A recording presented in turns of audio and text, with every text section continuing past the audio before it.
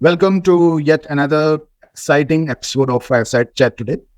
And today we have got a very special guest joining us by this Fireside Chat. We are honored to have Mr. Kamal Singhani, who is the country managing partner for IBM Consulting, India, South Asia. So, very warm welcome, Mr. Kamal. Thank you, Amit. Thank you for having me here. So, first of all, if you could let us understand how IBM operates. Basically, IBM operates across various industries and sectors. So, could you highlight some key industry-specific trends that you are currently observing and how IBM Consulting is leveraging its expertise and capabilities to address these industry-specific needs? Sure. So, Amit, before I go into IBM Consulting, let me just give a bit of a two-liner brief on IBM. And we all know IBM is the oldest technology services company provider in the world today. And we operate with two basic client value streams in IBM now. And it's a new IBM in terms of how we operate. So one is the technology operations, where we have focused on all product solutions as well as technology solutions, software solutions, and cloud solutions. And then we also have the professional services unit of IBM. And that's where the IBM Consulting comes in. And between these two business verticals of technology and consulting, we service end-to-end business as well as technology needs of our clients. So that's a brief about IBM and IBM Consulting. And to your point, if you know that IBM is a very different IBM what we were many years back, and our entire focus now is on two, I would say, the most important transformational technologies of our generation, which is hybrid cloud as well as AI. So along these two lines, the new IBM is working on. And that also sets the focus of IBM Consulting, that what we do in the market and what we bring the value to our clients. And if you look back, our clients are varied.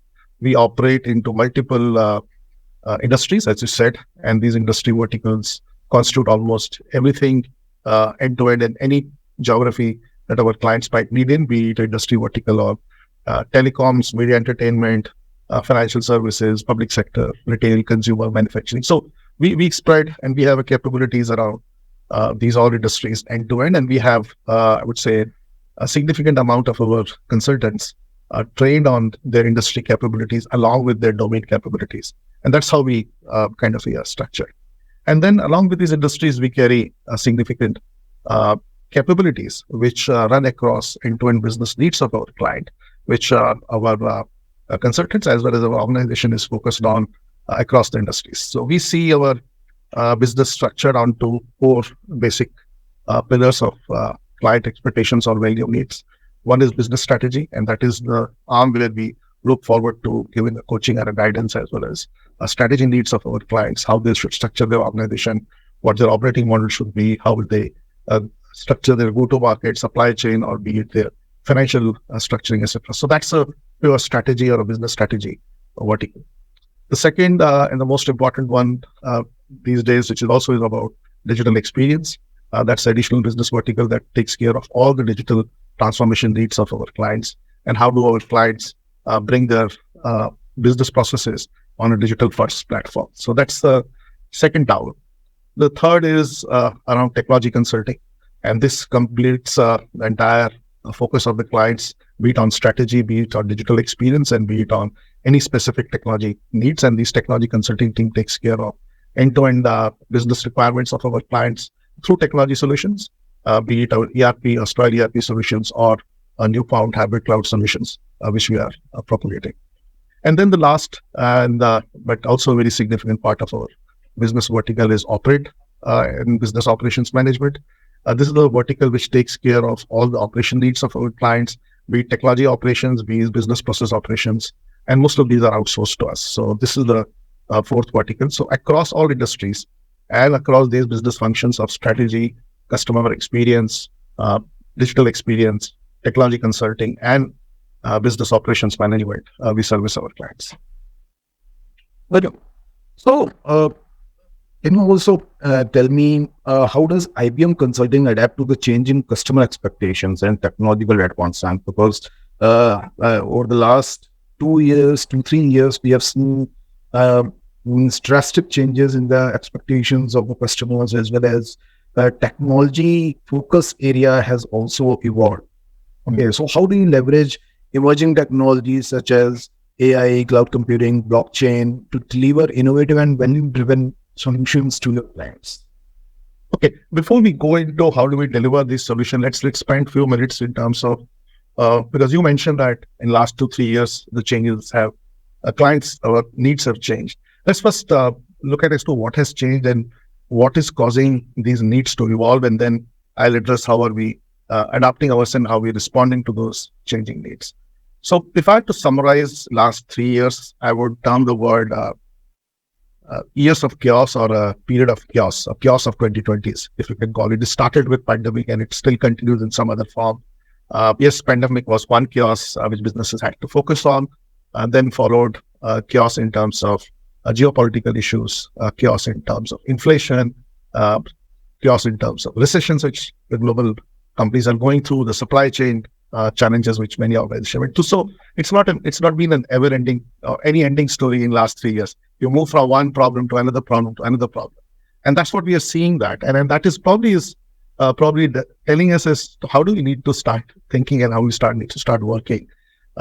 We as a leaders and we as an organization very clearly advise our clients and their leaders is disruption going forward is constant. Which you would see these changes, these challenges going forward.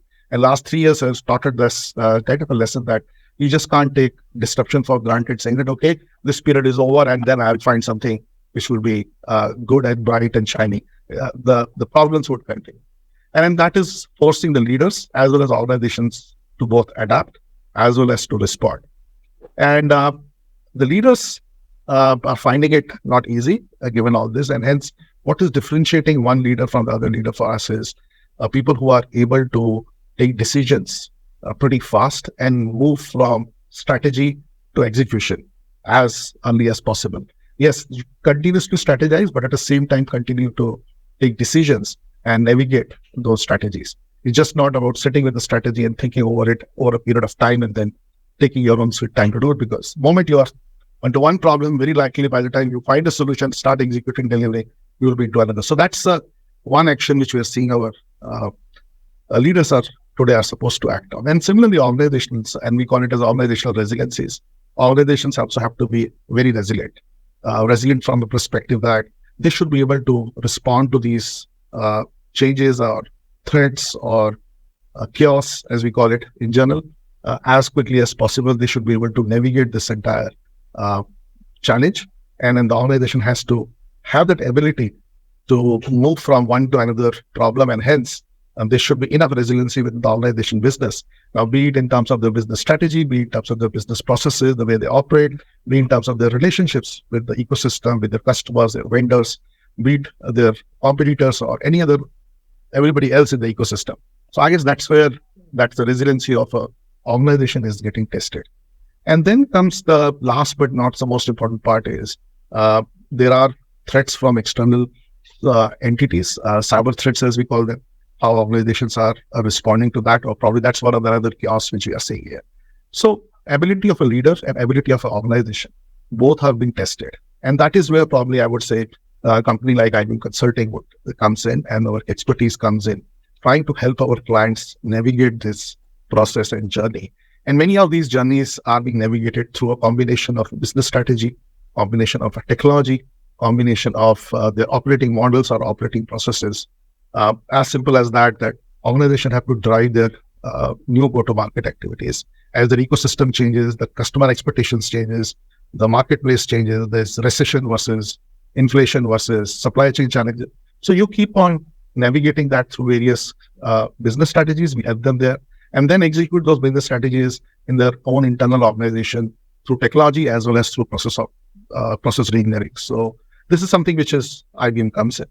And last but not the least, many of the organizations are also realizing that sticking to their core is important. Right?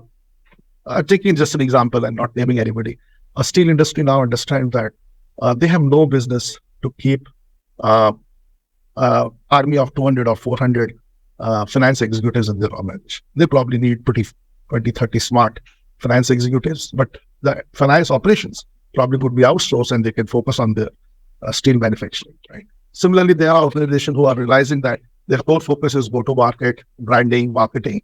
Then why do I need to keep my manufacturing operations with me or HR operations with me? Can I hand it over to somebody else who's an expert? So this entire shift towards outsourcing of the non-core activity is also going up, and that is where, again, organizations like IBM step in. Maybe a long answer to a short question, but probably a little bit of our Yeah, and that is the true situation that organizations are going through, and this is I believe means organizations are still evolving and they are still evaluating that what is right, what is wrong for them, and how exactly they can optimize their processes, optimize their operations, optimize their overall business. Yeah. So in that scenario, we also see that digital transformation has become a top priority for most of the organizations. Yes. Okay. So, can you also let me know how IBM Consulting support customers in their digital transformation journeys, and if you could also give out some successful case studies or examples of how IBM has helped organizations achieve tangible business outcomes through digital initiatives. So let's understand how does this digital transformation as a subject is being approached by various companies. Now, it's important for us to demystify digital transformation, and many companies have kind of understood it. Simple automation of business processes is not what digital transformation is. A simple technology intervention in some business areas is not what the digital transformation is. For us, we would advise our organization, our clients, to do a digital transformation across business verticals. And sometimes there's a focus on go-to-market activities. So you do a digital transformation on their customer relationship management, on their go-to-market activities, how do you manage and how they interact with their customers or their consumers or their clients. Similarly, some organizations are taking a digital transformation on their supply chain side, that how are they making their supply chain more resilient, more automated, or for that matter, more AI driven now. That's the new buzzword. We'll talk about that, but that's on some areas. So we keep on telling our clients that you have to first understand which part of your organization, which vertical of your organization you are trying to push the transformation and how you can put the digital in. There are organizations which are taking multiple approaches. Some are taking go-to-market digital transformation, some are asset supply chain, some are focusing on data-driven transformation. How they have, using the data which they have inside their organization, how do they make more out of that data, connect it with any external data, and then drive their organizational behavior and business strategies and processes using that data. So that's a data-driven or analytics-driven transformation. So these are various kinds of transformation journeys our clients are going through, and IBM has been in forefront with many of our clients with each of these areas. And I would rather not name the specific client, but I can say that in each of these business areas, be it supply chain transformation or go-to-market or data-driven transformation or even finance supply transformation. There are organizations who we are working with, India's largest pharmaceutical company, that we are looking at their finance processes, how they are structured, India as well as globally, on their various internal finance processes. How do they generate their own internal balance sheets and P&L statements and have the controls in place? How they interact with external world and how do they define the revenue management policies? We work with these clients and we work and understand the business operations. We understand how and where the digital interventions are needed. One size doesn't fit all. One solution doesn't go with everybody in the same manner. One has to customize, transform the businesses as well as how the technology interventions are needed. So we go through that and then we help them improve on two basic areas. One is improve their operational cost, reduce their overall cost to execute, or that's where the transformation comes in trying to reduce their cost and increase their profitability. And second is how do we bring additional efficiencies on the existing investments that they have done. That is growing their top line and how to operate better, more efficiently on a similar investment and not go for any additional investments, because digital transformation can become a strong driver for reducing cost at the same time improving the efficiencies. And that is where when the situations are of either recession or inflation, transformation can be a negative factor to that or can negate those impacts. So that's what we are doing. Similarly, on many of these clients have seen advantages, as I said, on top line or bottom line, improved efficiencies and reduced cost. They're also seeing a lot of ecosystem partnerships which are developing around transformation now. Transformation doesn't mean that you only look at your own processes internally. How do you operate better? Transformation also is how do you interact with the world? How do you interact with other ecosystem players, with your suppliers, with your other stakeholders in your market or your business? And that is where probably circular economy and the digital transformation is supporting that as well. So these are few areas where we as an organization are focused on helping our clients. Very good. So one more thing, can you also talk about a few of your recent business achievements in terms of maybe business expansion, revenue growth, or customer acquisition, or maybe market share over the last few years? Yeah, I will not go with any specifics on it because given the nature of the organization we operate in, India is a part of a larger Asia Pacific and global. We only report at a global level. We don't report at a market or a country level. So I will not go into any specifics of the market, but I can tell you that today IBM Consulting is one of the leading service providers or a professional services company in the world, as well as in India. In fact, our position in India is much, much stronger than what we had 5 years back or 7 years back. And over a period of time, we have strengthened our position. We also have some marquee clients with us. We work with country's largest banks. If you look at in the banking sector, of course, country's largest public sector bank, country's largest private sector bank. 3 out of the 5 top banks in India, we work on their entire digital transformation. So entire banking industry is very, very greatly dependent on what we offer to them. Beyond consulting, of course, on technology side also, I guess there were some data points that almost every transition that happens in the country has some form touches the either technology or the services provided by IBM. So that's a level of impact and the, I would say, a position we have in the country. And beyond banking and beyond financial services, even in the market like consumer retail, we work with country's largest retailers or fashion operators. We have a very long-term relationship with most of them across, which runs across multiple years. We work with country's largest, a few of the largest consumer product companies as well. I would say 5 out of 5 airlines in India, we have helped them in their ERP journeys. So that's also another method about seeing how we are doing in the market. So this is where we stand, a very strong presence. And that's how IBM has been over the last 25 years I have done. Very good. And can you also talk a bit about what exactly India business contributes to the larger Asia Pacific business or maybe the global business, and how important is India as a market for IBM worldwide?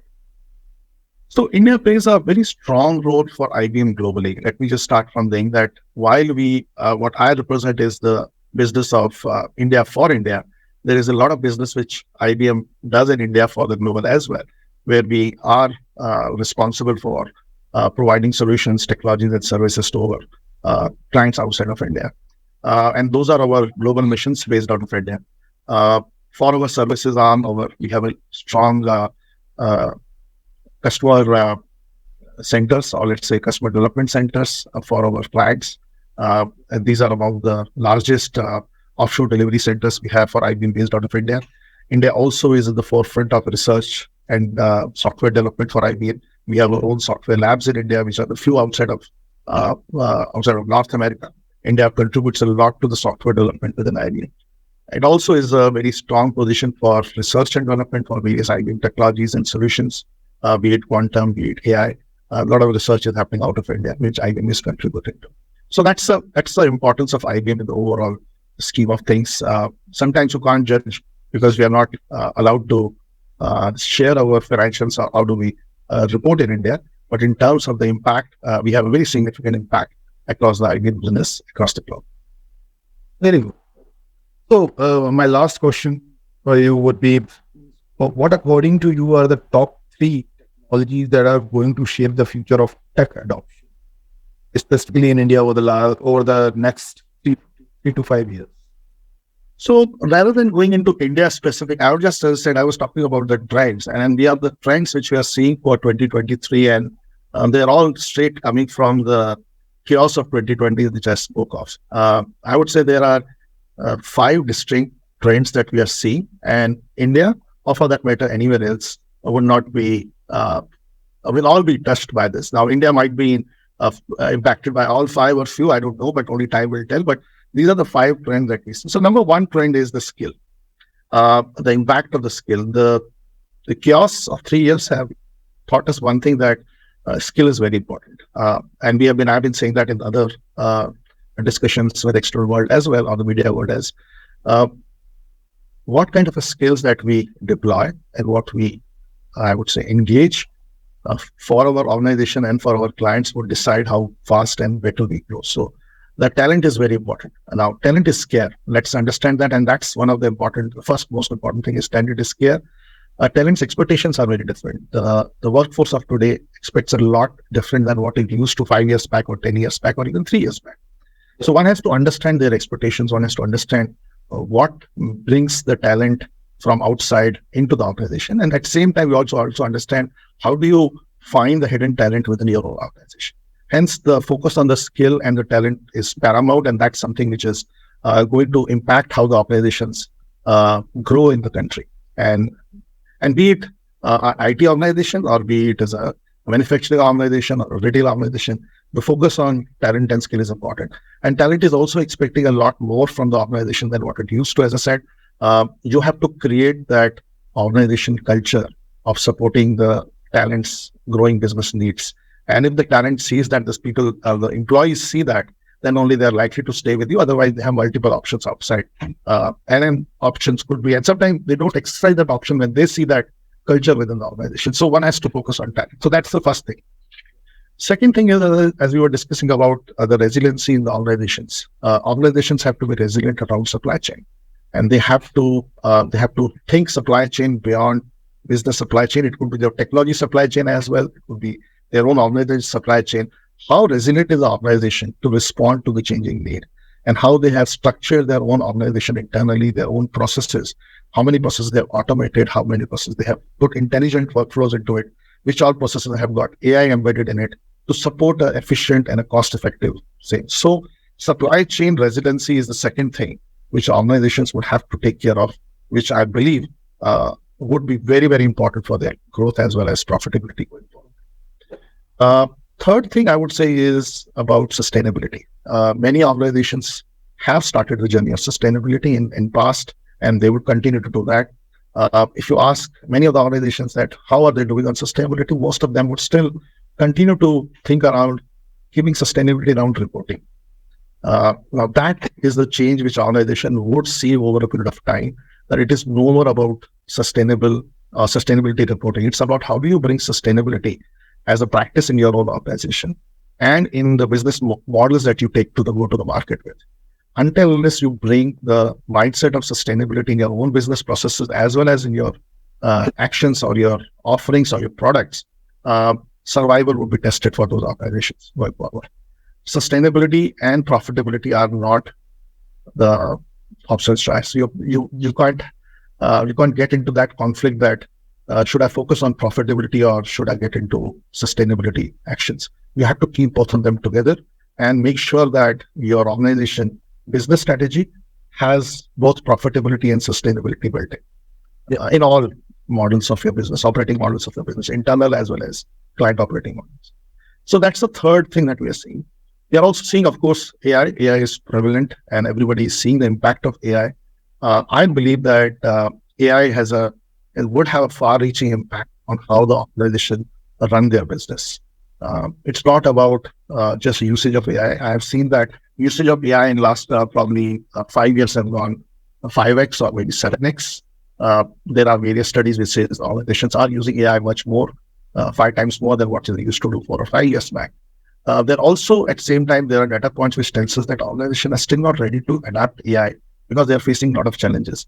I would say 1 out of 5 in organizations are telling me that they have not been able to get the integration of their business technologies across various clouds or across their applications in place to support AI. So AI is not working for them because they do not have integrations with them or technology right in place. AI is not working for some clients where they don't have a right data with them, the quality of data and the way they generate the data and they use the data. So AI is going to take a lot of impact, going to bring a lot of impact, but organizations have to get themselves ready for that AI. And not only to adapt AI, but put AI into business use. uh, it's no more about a proof of concept. There are organizations which are driving their business model around AI. So it could become a game changer. It could become a moment of internet for them if they do not adopt the AI the right way. You have to make AI a competitive edge. You have to make sure that the AI is scaled up across businesses. And then you have to make sure that your AI is advanced and trustworthy. If you're adopting AI and you're not bringing that trust into your business or giving that trust back to the people with whom you are engaging with using AI, I guess it will be very difficult for those organizations to go through. So that's the another trend that we are seeing. And of course, there are many other trends, but I'll just pause here. These are the few things which we think would make a lot of impact as we go along in the next few years. Oh, sorry, I'm just adding one more question. Yeah. You actually talked about AI, conversational AI. Okay. You also said that conversational AI is a subject which many of the enterprises are exploring, but still many of them are unable to adapt that technology inside their organization because of many reasons. So, can you tell us how is IBM? What exactly is the IBM strategy for conversational AI or AI tools, and how exactly is it helping their clients, the customers, to basically adopt these wonderful technologies inside their organization? So, as I said, for us, the fundamental point of, I would say, leverage is how do we make sure that the clients understand to drive value out of AI and drive business value out of AI. And that is where IBM is stepping in. And we are going ahead and soon you will be hearing about the launch of Watson X, which is our next stage of AI solutions and tools. And it has capabilities built around some foundation models which are ready to use. At the same time, it has capabilities around trust as well as data, which are the important part of AI. But having said that, important for us is when IBM engages with our clients on AI, and we have 21,000 plus AI trained consultants. We have a center of excellence on AI, and we have been on AI journey for long. It is not like recently we have invested in AI. We started our AI journey with Watson many years back. We are ahead of everybody else in that matter. But our experience is, as an organization, we have to ensure that our clients are engaged, not only in adopting AI, but try to create a business value, as well as focus on the business strategy on AI, right? So when you say business values, that it's not about deploying some generative AI tools. It's not about deploying some language models to your organization. You have to understand that what is the value we are going to drive from. Are those values driven from just a deployment or integration across various business processes, which would then lead to efficiencies as well as productivity gains? And now it's no more about just productivity gains, because automation or hyper automation also can deliver the productivity gains. It's about how do you embed them in your business process and how do you engage across the world. So these are the few areas where we kind of consult our clients first on that. How do you embed AIs? And it's not about just one use case. It's about getting inside your business strategy. Second is about scale. We are very focused on AI first. So we don't say that you do plus AI. I would say AI plus what more you can do. So AI first is what we engage our clients on. But we also tell them, before you go into AI first, look at your data. Is your data in place?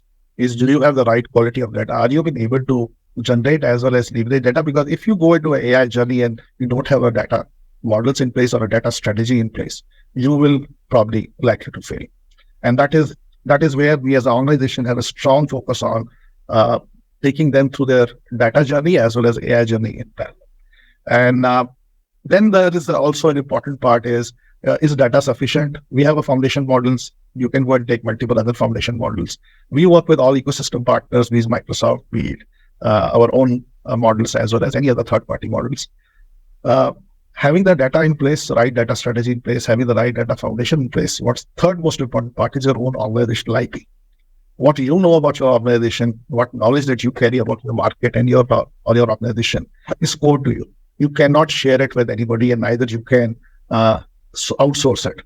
So you have to take a combination of your IP or your own organization IP along with the data and these foundation model together to build the AI processes for your organization. And that is where IBM again comes and steps in trying to understand what is the IP which is hidden inside your organization, how you can leverage that and put it to use in your intelligent workflows along with generative AI, along with the data, which is internal as well as external, to create that unique business models, which would be differentiated, but will keep you competitively ahead of your competition and give you a growth. So that's how we engage it. It's not about putting a tool or giving I would say a subscription to a generative one or generative AI solution. Very well. So I believe very, very deep insights you have given. Very well said that data is the basic thing to start with, to even start with your AI strategy. First, you have a foundational base data, and that is much crucial for training the AI engine. Yes. Thanks a lot. Thanks a lot for being with us. Thanks a lot for your deep insights for our audience. Amit, my pleasure, and all the best to you and to your organization. Thank you. For more updates from CXO TV, please like and subscribe to our channel.